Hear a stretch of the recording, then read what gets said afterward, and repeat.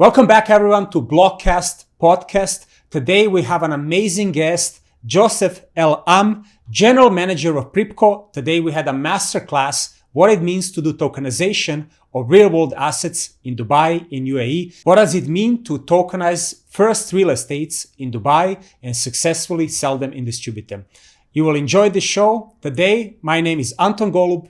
I'm here with my co-host, Dr. Demetrios Zamboglou. Enjoy the show and Ramadan Kareem. We're not doing this only for fractional ownership. Every single business unit or vertical that we have at PRYPCO is building something for the future to make real estate ownership more accessible. The easier answer is to get a direct access to the title deed and you have your name on the title deed. What we've done is we've integrated with the Dubai Land Department. The Land Department has selected Control Alt as the tokenization engine and we're integrated directly with them. I'm sure a lot of people who are listening to this, they kind of like imagining, for themselves, it's like maybe in a couple of years, we will trade this tokenized real estate the same way people trade today's stocks, or they invest into bonds, right? Is this something as well that you are looking into? I mean, you mentioned the phase 2 and the big success on the 20th of February. So basically what you can do, we have also on the PRYPCO Mint website, a place where you can list your own property. It's called the seller's portal. It's not wrapped with something, doesn't have a fund in between. So far, you always had these special purpose vehicles. You had these funds, they hold the asset and then you tokenize there. So can you unpack for us this, like, how does it actually happen that when I have a token that I buy on your platform, that it actually represents the real estate? Cool. So Joseph, welcome to the show. Thank you so much. It's really a pleasure to have you. It was also, I'm very glad that we have you now at the right moment. I think there's a lot of exciting news coming around your organization, PRYPCO. Yeah. And also before we start, I have to congratulate you on getting the award, the AIBC award. Yeah, and congrats to you too as well. Thank you very much for the kind words. So I think hopefully you can tell us a little bit as well, about the award that you got. But really, great to have you. It's going to be a blast, and I think one of the most exciting shows about tokenization and real assets. We get to learn about RWA today from the source. From the source, actually, yeah. Yeah, absolutely. Looking forward to the session. Thank you so much for having me. So, to really start off strong, I mean, you and your organization are definitely one of the leading players in this environment space of tokenization, real world assets here in the country, in the region. So maybe you can give a little bit of a background for that. Yeah. What did you do there? And then we can open up the discussion. Sure. Thank you so much for having me Pleasure. first on your podcast. Really looking forward to that conversation. For the viewers that don't know who I am, I'm Joseph El Am. I'm the General Manager of PRYPCO. At PRYPCO, we're the leading tokenization platform in the region. We're actually the first tokenization platform ever to tokenize a title deed in partnership with the Dubai Land Department. We're also regulated by VARA. Yeah. That's our core mission, which is to give access to real estate to everyone and to simplify the process and make it more efficient, more accessible, as diversified as possible, and potentially, and very soon on Friday 20th, more liquid. More liquid. Yeah. What does this mean, more liquid? Can you tell us a little? So we're launching the marketplace on Awesome. February 20th, and we're more than happy to talk about it as we go. But it's essentially a platform that allows all the token holders that bought at the primary stage the ability or the access to list their token for sale and for new buyers to come in and invest in these properties. So yeah. Awesome, yeah. And maybe then to kick it off, if we can start kind of like slowly. I mean, you said an amazing story and something that everybody here in the country and region is very proud of. But if you can kind of slowly unpack this, saying, how do you actually create a token that represents a real estate? Yeah. And that it's not wrapped with something, doesn't have a fund in between. Because I think, we had this discussion because we know each other a bit privately, So far, you always had these special purpose vehicles. Correct. You had these funds, they hold the asset and then you tokenize there. So can you unpack for us this, Sure. like, how does it actually happen that when I have a token that I buy on your platform, that it actually represents the real estate? Yeah, no, let's just take a step back first and understand the traditional way, how it works, and what is the evolution that we're trying to create. In the traditional way, we create an SPV that essentially holds the property, and every single investor is a shareholder in that SPV.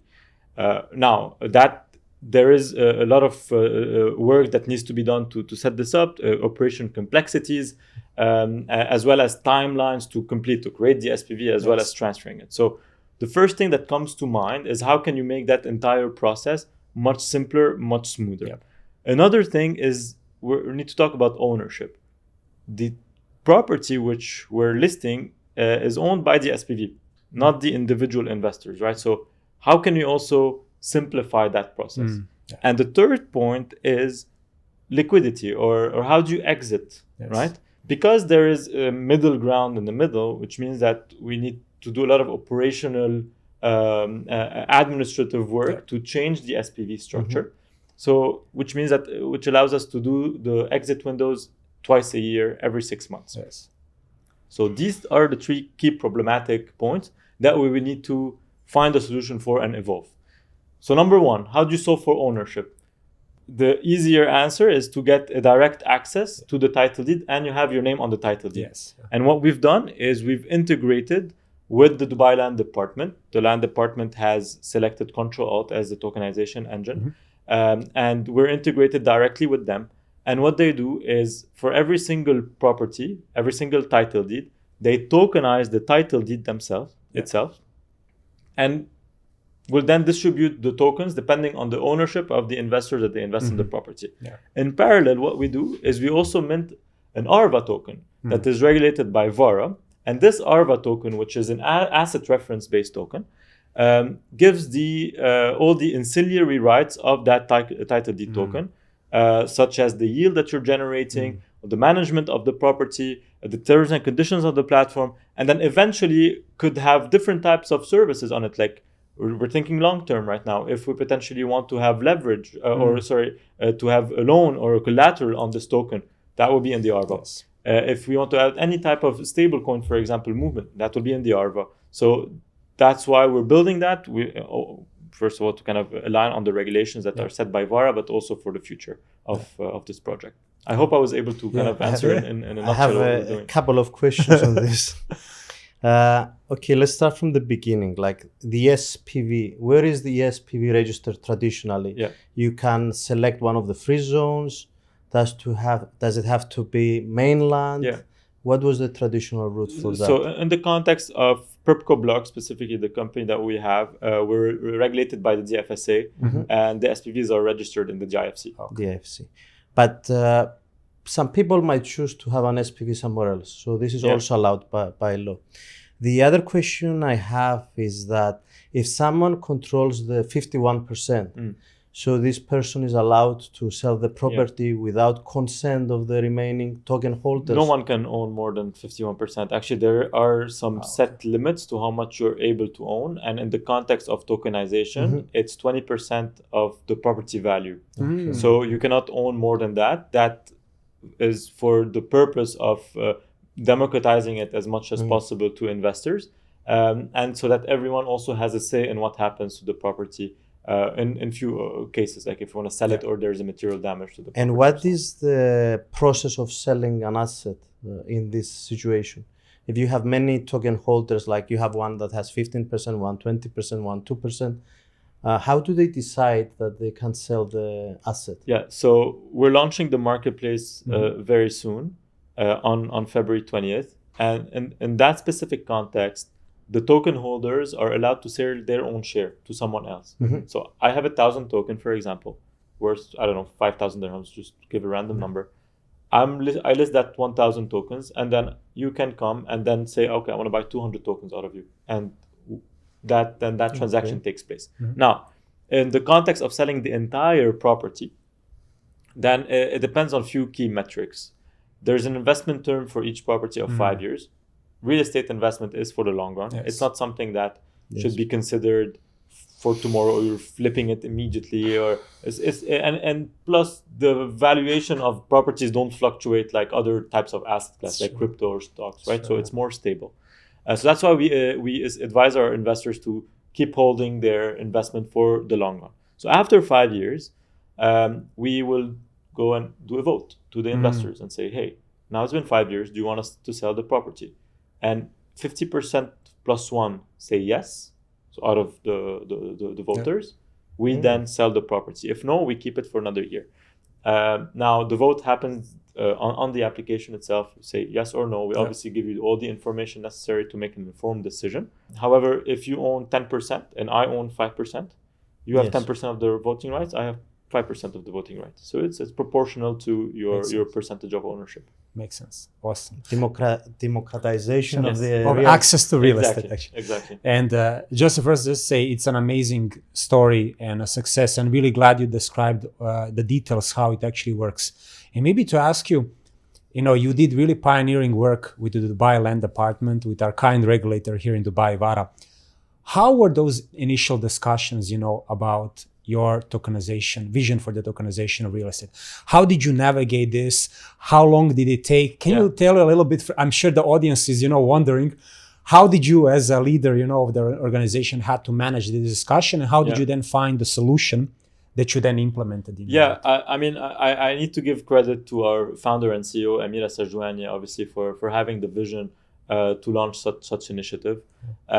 She was the one obviously behind this initiative, working very closely with the land department for a few years now, putting it into shape. But it was roughly around January of 2025 where stuff started to move a bit faster. We started applying for a VARA license, putting the framework more into shape with the land department, doing weekly workshops with them. Of course, this project took quite some time to develop. But I want to say something, that when a government like DLD, a regulator like VARA, and a private entity like PRYPCO are aligned on a single mission, nothing can stop us. And that's a message for literally any jurisdiction all over the world.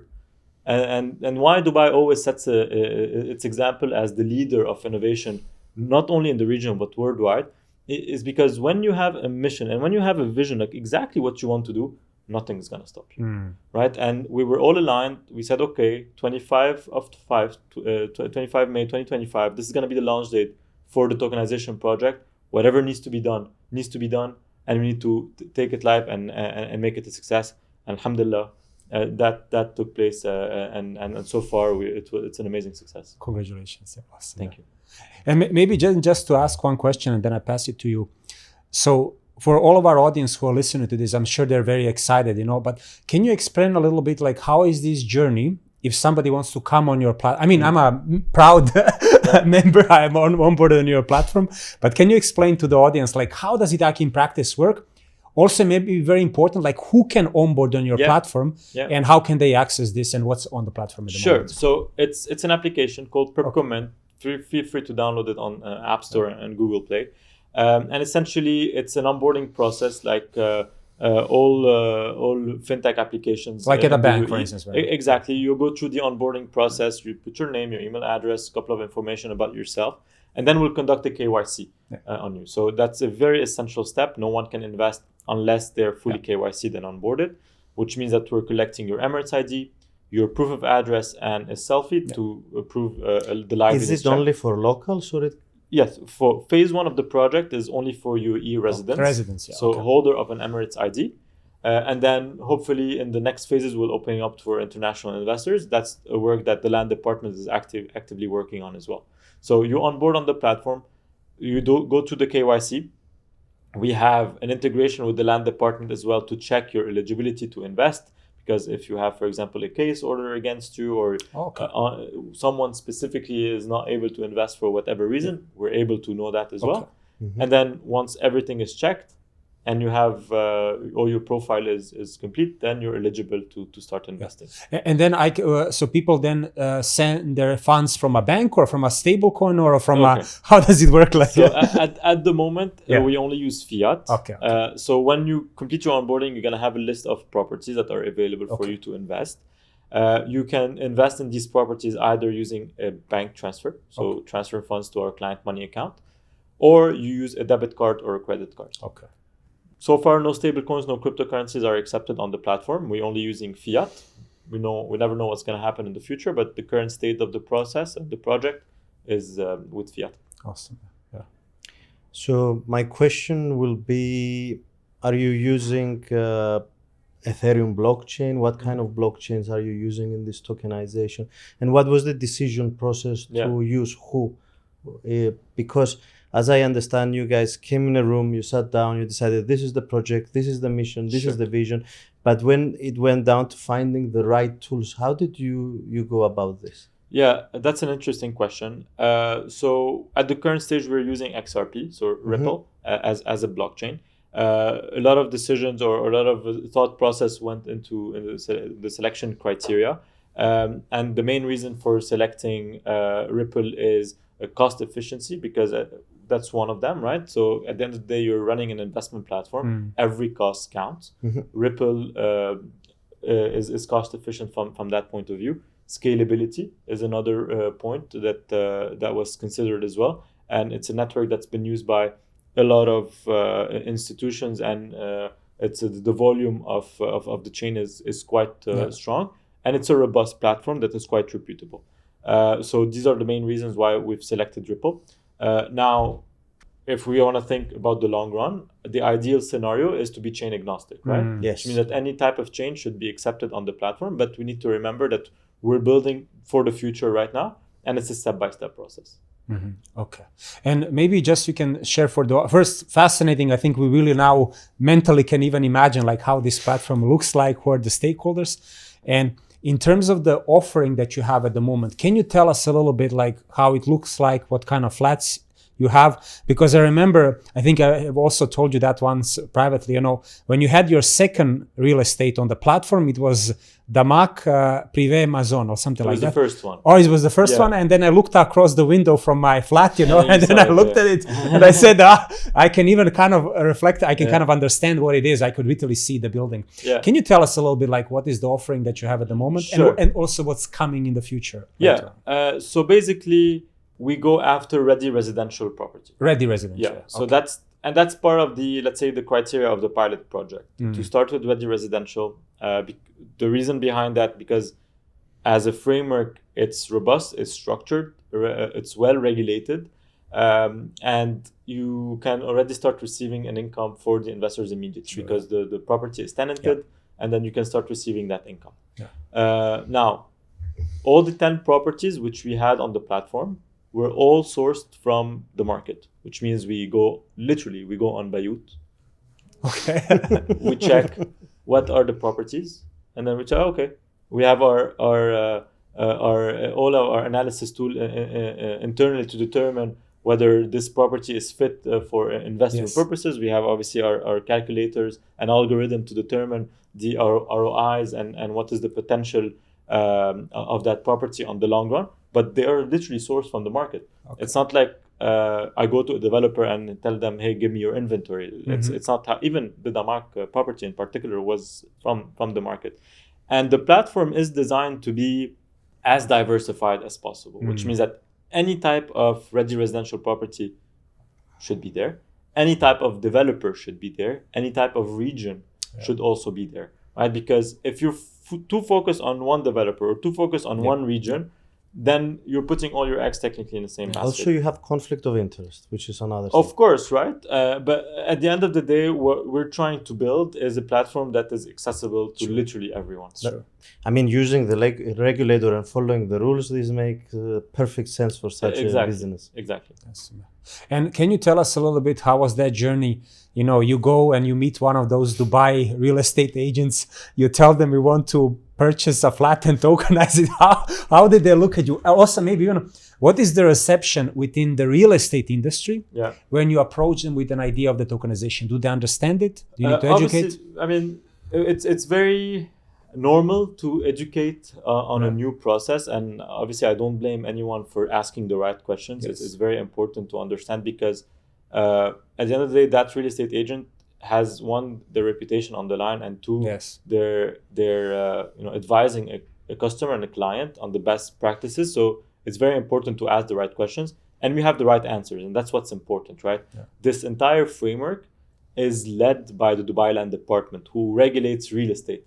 So what that means in practice is that every step of the way of the journey is regulated and is definitely legal. And well structured and well informed to the remaining stakeholders. I wanted to ask, and based on Anton's question is that, let's say you go find the landlord that has one apartment, and he says, okay, you can list it, but I want to keep my 20%. This is possible as well? So no, they can't do that. If they want, they will list it entirely and invest in 20% on the platform. So they cannot do that. And then you list it for yourselves for the platform, and then the investor comes in and buys a fraction of it, let's say 10 or 20% max. And then who finds the tenants? Who pays for the maintenance fees? That's a good question. Who does all of this admin work? Is it you guys? So we put, for each property, we outsource it to a property management company. And basically, it's our responsibility to make sure that the property is also well maintained and well managed. But the responsibility of the property management company is to take care of that property, find us a tenant, and kind of manage the tenant at the same time, and also to tackle the point of conflict of interest, us managing the property versus giving it to someone else. That also kind of removes that conflict over there. So every single property is managed by its own property manager. That we find the tenant. Usually it takes, if let's say the property is empty and it's vacant, it usually takes around a month and a half to find the tenant, and then them paying rent. We collect the rent and we disperse it back to the investors depending on their percentage of ownership. Now, the net dividend or net returns that they get out of this rent. You're answering my questions before even asking. I was also because you asked who pays for maintenance. Right? So the net disbursement is net of all the fees. So we take into consideration the service charges, some upfront maintenance at the same time, all the different cases and scenarios that could happen in the property, as well as the PRYPCO fees. So this is our management fee that we collect on a monthly basis. And the rent is dispersed back to the investor. And on average, what they should expect is anywhere between 5.5 to 7% in terms of net yield. Net yield. Okay. This is quite substantial, I think, for the lot of our audience, because we have our audience from around the world. Like when they hear, it's quite a nice yield, I have to say. It's right? a nice yield. It's a nice yield. I mean, very stable. Dubai has proven itself to be right now an amazing place for people to invest in real estate specifically. Obviously, the government is doing a lot of initiatives to attract people to come here to the country, invest in the country, and rewarding them with the golden visa depending on their investments in real estate. RTA is doing an amazing job in preparing the infrastructure for that. So the government is pushing forward to make sure the real estate sector stays robust and strong, which yields good dividends and rent and capital appreciation for investors. Everything is tied in all together. Awesome. And just to ask you, I mean, I'm sure a lot of people who are listening to this, they kind of like imagining, for themselves, is like maybe in a couple of years, we will trade this tokenized real estate the same way people trade today's stocks, or they invest into bonds, right? Is this something as well that you are looking into? I mean, you mentioned the phase 2 and the big success on the 20th of February with the marketplace. But is this something that's reasonable within the next 5-10 years? Okay. Let's speak currently and what are the expectations, and this is something very important. We need to remember what is the underlying asset that we're investing in, and that's real estate. Real estate by nature is a semi-liquid asset class. We are not here to transform real estate into Bitcoin, something that's extremely fluctuating and all of a sudden the most liquid asset class out there. That's not the aim, and I don't think that should be the aim as well, because a lot of things could potentially, go in the wrong direction.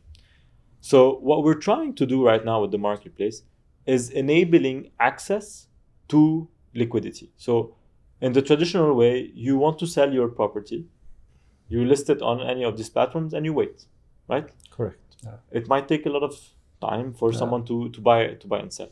In the fraction ownership way, you only have 2 weeks in every 6 months to do these transactions. What we're launching is a 24/7 open marketplace for people to put their tokens and for new people to come in and to buy them automatically without the involvement of anyone in the middle. No agent, no trustee, nothing. Literally a platform that's fully digital, no paperwork, no nothing, that's going to be able to help you transact. And that's what we're launching on Feb 20th. Now, 5 years, 10 years down the line, obviously we should be looking at making this access even more accessible to anyone. Whether it's only here locally or internationally, connecting different networks and blockchains together. So the concept of having a chain agnostic is very important to help liquidity, right? So putting it whether on Solana or any EVM compatible chain, that will also potentially help. And who knows, potentially integrating with all these different exchanges down the line that could potentially look at listing an RWA on their platform. So the avenue and the future is incredibly bright. You can literally do anything that you could potentially think of, but we need to remember what is that you're actually investing in, right? Which is real estate, semi-liquid asset class, and designed in a way to protect capital with the equity that you have and generate yield for you. That's very important to note down. So tell us one more time then. So I have an apartment. I want to list it in the platform. Yeah. What is the process? Because you said now that I can go by myself and list it in the platform. What happens if they buy, let's say, 60% of that asset? Yeah. So basically, what you can do, we have also on the PRYPCO Mint website a place where you can list your own property. Yes. It's called the seller's portal. So basically, what we do with that is you upload your title deed. We'll recognize you. You sign in with your ePass. We'll recognize who you are. We see the property that you have. We evaluate it with an independent valuator, and we determine what is the price of that valuation and how much we can offer it you for you to list it on the platform. We sign all the relevant contracts as well to be in line with regulation and so on, and we'll list it on the platform. Now, as per the regulations of DLD, we need to sign an MOU or Form F that details all the terms and conditions of that sale. And in one of the terms and conditions is that if a property is not fully funded, then the buyer is, or PRYPCO Mint specifically, is liable to pay the seller 10%, but also vice versa. If the seller backs out from the deal, they are also liable to pay 10% of the value of the property. Now, across all of our properties that we funded both on Mint and blocks, we've never faced that scenario. However, investors should know that they are protected from that point. Their investment is very safe, which means that if the property is not fully funded, we will return their investment back to their bank accounts or to their wallet with all the fees in their client money account that is very well secure and segregated from our own account. So, and that is regulation, and this is client money protection. Awesome. And you speak very passionately about your work and about the great achievements that you have succeeded, And maybe for our audience, you can tell us, how was your journey in joining the organization? How do you work? Where is your office? If people want to learn more about your work, where do they contact you? So how was this PRYPCO ecosystem looking, and how was your journey of joining the... So who is Joseph? Who is Joseph? Yes, thank you. Joseph is a Lebanese guy, born and raised in Lebanon, from Byblos, Lebanon, oldest city in the world, I have to say that. How long are you here in the UAE now? It's been 10 years that I'm living now in the UAE. As soon as I graduated from university, I've joined PwC. I was an auditor first. Then I moved to banking softwares with Temenos. Then I joined the leading digital wealth manager platform in Southeast Asia, Stashaway, and we've expanded it here into the country. And then about a year and a half ago, I joined Amira and her vision to build the best ecosystem for real estate, which is PRYPCO, and I'm very proud to be here and building the future of real estate. And how did it happen? Did Amira reached out to you on LinkedIn, or you got headhunted, or you saw one day an advert in the online? How did it happen? I was headhunted. Okay. And what attracted you to join? I mean, you kind of answered it. I mean, the vision is really great. And how was this, experience of joining the organization and building it from scratch to success today? If someone gives you the opportunity to do history, that opportunity doesn't come every single day, right? And that's mostly what have attracted me to join PRYPCO. and basically, we're not doing this only for fractional ownership. Every single business unit or vertical that we have at PRYPCO is building something for the future to make real estate ownership more accessible. So, for example, we have also a mortgage department at PRYPCO that, by the way, in January has crossed 1 billion dirham of dispersal only in January. That's a huge milestone for that entity. And basically what we have is the first in the UAE auto approval for any mortgage customer, which means that you go on our platform on PRYPCO mortgages, and then you request a pre-approval for your mortgage, and you get it instantly. Wow. Usually these pre-approvals that you get from the bank usually takes a week for you to get, maybe sometimes 3 to 4 days. Maybe as soon as the platform goes live, me and Anton will just go and get pre-approvals. Where you go on PRYPCO mortgages and then you request for an instant pre-approval. It's live now. This it's definitely live, and you can use it. And we're the first in the country to do that. And that shows that it's not only about fractional ownership that we're trying to build the future of real estate. It's literally across every single vertical, and we're trying to and we've achieved already and successfully achieved many of the vision of Amira and making real estate ownership much more accessible. Awesome. And I mean, I had the privilege of coming to your office and seeing your great team, Yes. but can you tell us a little bit, like, how does this team look like, how big you are? And also, if somebody wants to learn more about your organization and maybe join the team, like, how does that work like? Yeah, so we have a couple of offices. Our headquarter is on Sheikh Zayed and Manara. This is where most of the team sits. We also have an office in GIFC. That's mostly my office with the team, specifically for PRYPCO blocks. We have an office in the trade center as well for PRYPCO Mint.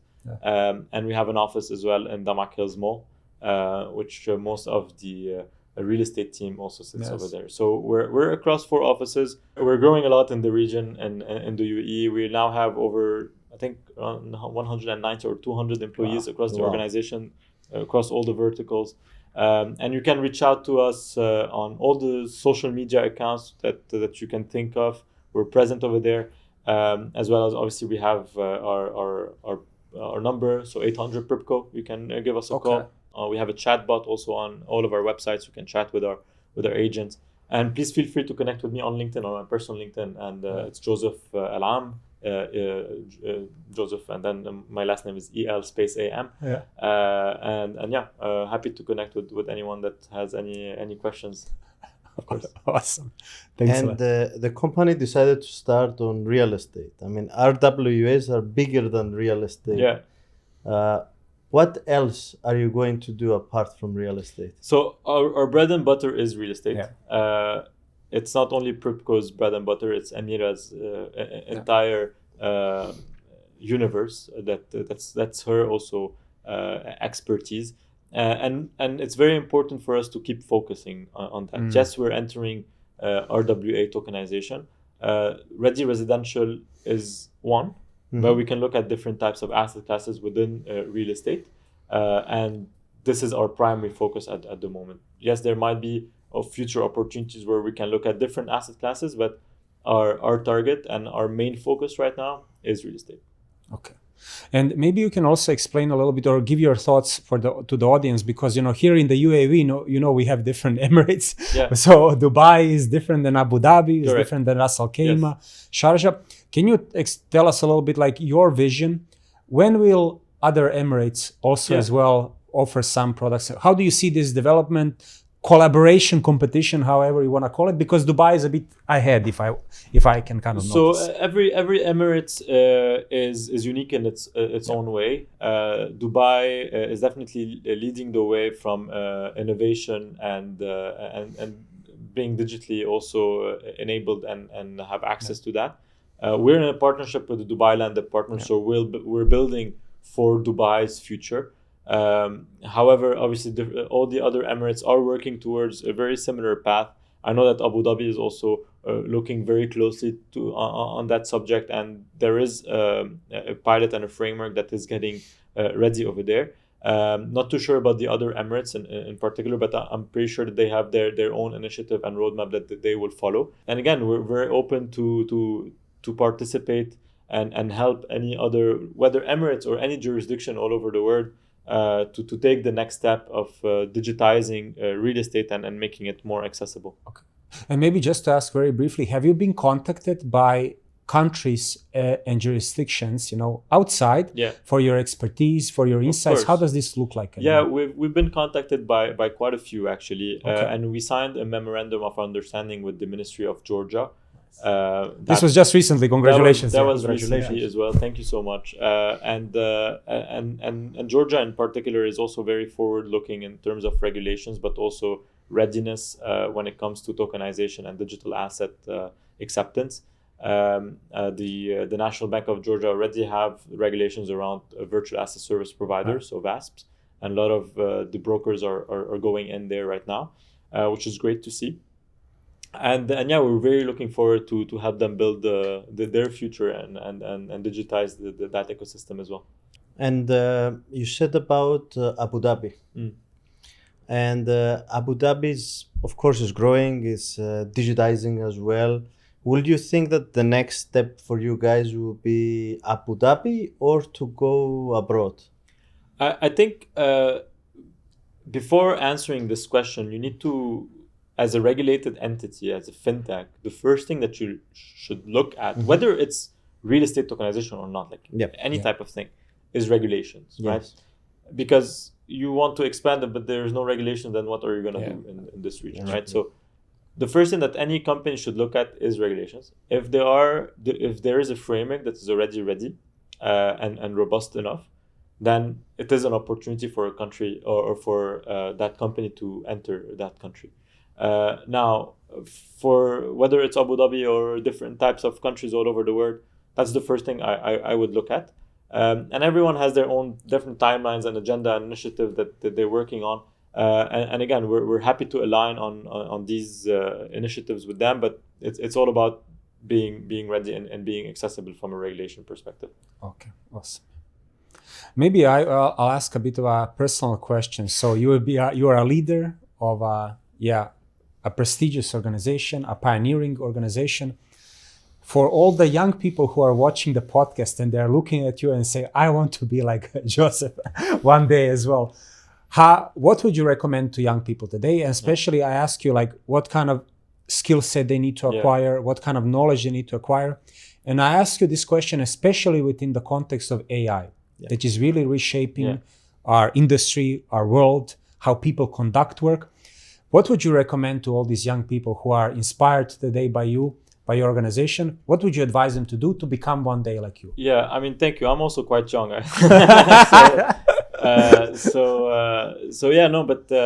do get this question asked quite a few times already. And one thing that I always say, whether to my team or to anyone asking that particular question, it's very important to fail. So success and the position that you are in only comes with experience, only comes with life experience as well. So trying and failing and repeating and getting up and knowing that tomorrow is a new day and you're able to achieve and be successful is the key point over here. And don't be afraid of this next step, and that's very important. And for all the young generation, I mean, technically they have it. I don't want to say easier right now, but they have tools to utilize to make their journey more successful. Definitely, AI is one of them, but use AI as an enabler, not as a replacement for your day-to-day activity or your knowledge that you're learning or that you're using. Right. So use it as enabling you to acquire new knowledge, acquiring new skill sets, and go out there, meet people. Your network is the most important thing out there, right? So young generations tend sometimes to be more reserved, stay at home on their screens and so on. But the only way for you to actually move forward and grow and then get promoted and then succeed in life is by meeting people and building your network, building the people that you know, because that's the most important thing. Today you are here. Tomorrow, you want to go to Europe or to the US, you need that person that's going to be able to unlock that for you. That's true. So meet people. Are you guys investing heavily on AI? How do you view AI inside the organization? AI is definitely something that is utilized internally in the company across different verticals. So in the context of the fractional ownership business, which I lead, we use AI to determine what are the areas that investors look at when it comes to investing. What is the potential ROI of that particular property? What is the historical data that that area or this property is generating or is yielding? And we have our internal algorithm that is not AI. It's our internal algorithm that also, when you plug in all this information together, comes up with a few recommendations on whether we should go with this property or another property. Obviously, we're literally at the first journey of AI right now. It's only going to get developed even more, even better. And hopefully we can embed it within the product and embed it for the investors themselves to utilize AI. And it's definitely in the roadmap. Yeah, I also wanted to ask you, like, in the context of using AI within your organization, within your product, do you think that in the future, we'll have like an AI agent as well plugged into, your platform, and then we'll do some recommendation or maybe investment on our behalf? Yeah. I'm asking you this because you have very diverse experience, both on the wealth management, fintech, and now real estate tokenization side. As an expert, how do you see this, that we have an AI agent doing portfolio investment management for us? I personally don't like that. What I would like the use of AI is to equip me with relative information to make an informed decision, not to make decisions on my behalf. And that's again my personal opinion. The use of AI is extremely important for any type of organization. Makes your job much more efficient and fluid, and even potentially cost efficient, right? Yeah. But I wouldn't want to replace the decision of the investor with AI. I would actually enable them to get more information to make their own informed decisions. Okay, got it. And if we have to talk a little bit about the product, how did you come across on this idea? Do you have a product team? Are you guys also giving your inputs to the product? They're presented. Yeah. How? Because it's something really new, and I think you cannot find a very suitable benchmark. No, we don't. We are the benchmark, and that makes it even more difficult. So how does it work? I mean, on the product side. Yeah.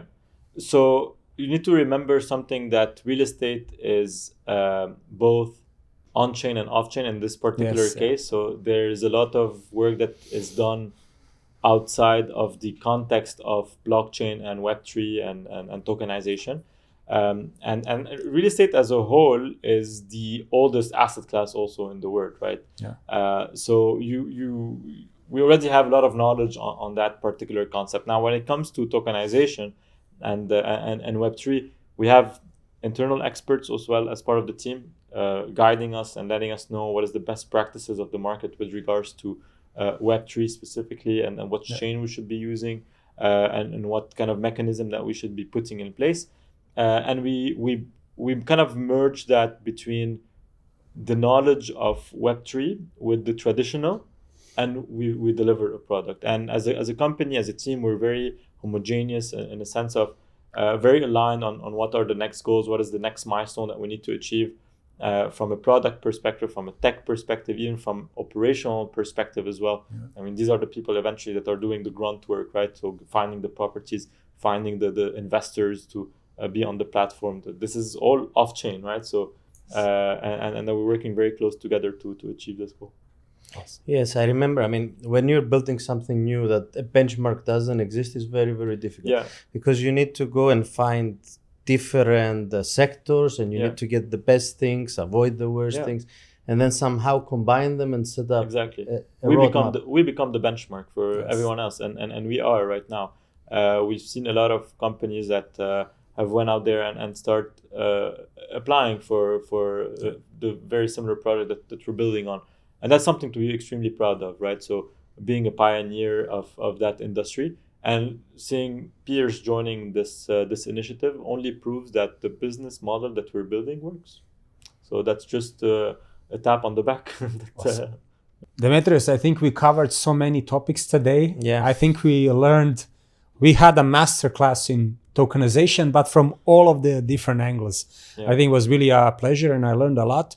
And maybe also then just for kind of last discussions is, I know you and your team are very active on, social media publicly. But are you planning to visit any of the events that are coming? I know we now have Ramadan, so it's a bit more quieter. But when you are presenting somewhere or having a panel or having a booth, like what are your plans in the next couple of months, locally here, internationally? So we're all the major events that are, whether around wealth tech, fintech, or tokenization or Web3, will be part of. We were part of PropTech Connect as well.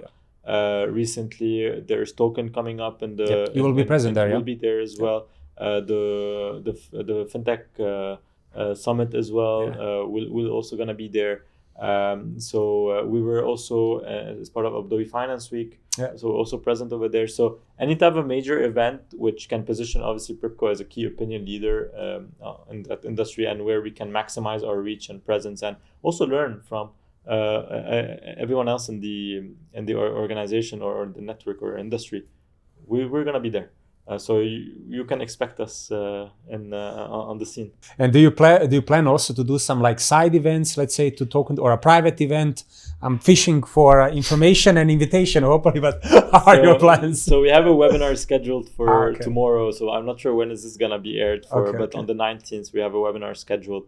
But yeah, stay tuned for a potential live event with all of our investors. Awesome. The other thing I wanted to ask Anton, and for the young audience, is are you going to universities? That's a beautiful question. How do you see the future in your organization? Because you're very young, but as we grow, I mean, how does the future look like? I want to use this question actually to answer about financial education specifically for young people. So you said we're going to universities, and for what purpose? Yes. When entering the wealth management space as a whole, and understanding a bit more about the behavior of investors and so on, an interesting stat came to life, which I'm not sure if you know this, but 50% of the region's wealth is held in cash at the bank. No way. What does that mean? Wow. It means that, one, no financial education. Means I believe that putting my money in the bank is safe and no one's gonna touch it. So that's great. And number two, access. It means that there are not enough opportunities for people to actually invest in. But right now, actually in 2026, we have more opportunities for people to look at on it's just about making them aware of this. Now, taking that into consideration, you start asking questions that, how are people actually learning about investing? How are people actually, teaching or learning about the best practices of personal finance? And I studied banking and finance at university. That's the closest possible thing to investing. Like, there is no other major that's closer to that. And I didn't learn about personal finance. I didn't learn about budgeting. I didn't learn about investing. I learned it on the job. I learned it literally in real life experience. Yeah. So my mission in life is to help as many people as possible, especially young kids, about the best practices of personal finance, and making personal finance a given, not a privilege, right? And that's the role of every single parent at home. Education starts at home, not at school, not at university.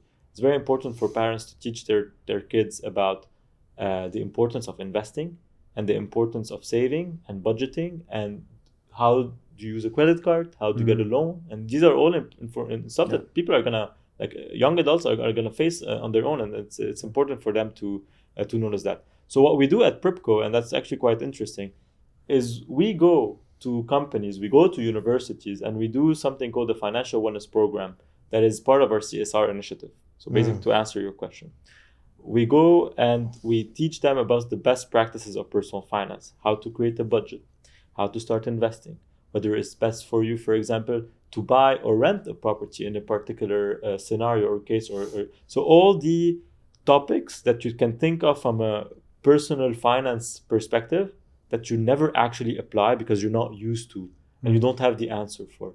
And we do this out of our CSR initiative, and that's very important for us. We've done it over 50 companies across the UAE so far. We're very proud of that.